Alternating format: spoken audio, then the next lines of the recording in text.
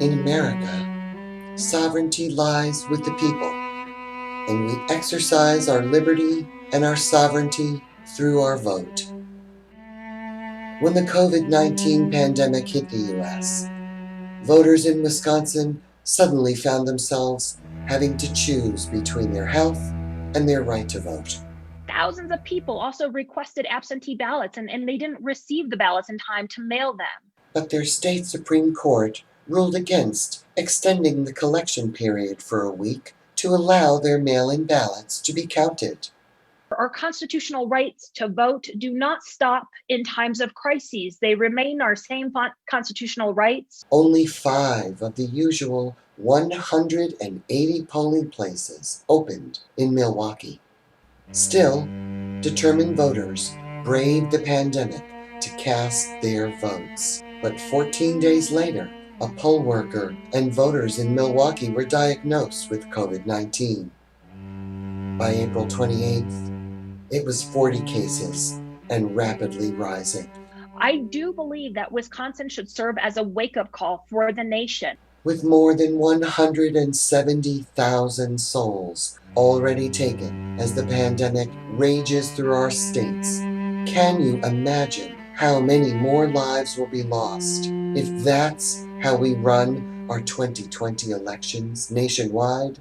This moment with the pandemic presents a particularly existential threat to our democracy, but it also presents an incredible opportunity for us across the country to learn from what Colorado has done and implement it across the country. When it comes to running an election during a pandemic, here in Colorado, we are far ahead of the rest of the nation.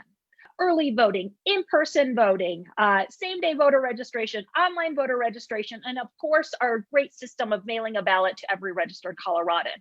And what that means in terms of practicality with COVID-19 is that the majority of Coloradans, when they vote, they're already practicing social distancing.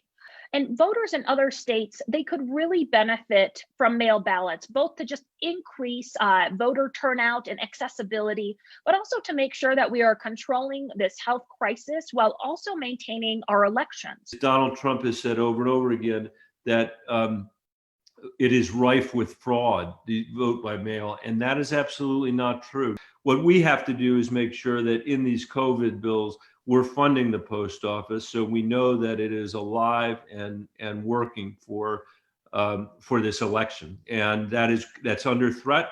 I believe there's bipartisan support in the Congress to make sure that we fund it through the election. We cannot allow this pandemic to be used to suppress turnout. Either you're a friend of the democracy or you're not, and if you are, you're for extending the franchise, not taking it away from people.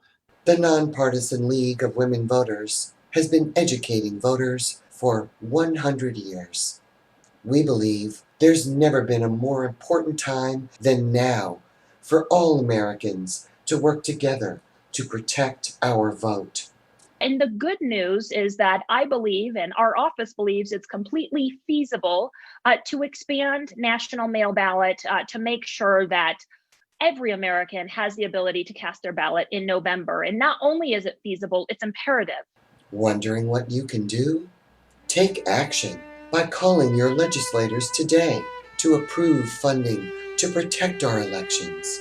Insist on reforms like early voting, postage paid vote by mail, and online and same-day voter registration that will protect our vote. Our democracy depends on participation. Here are some tips on voting.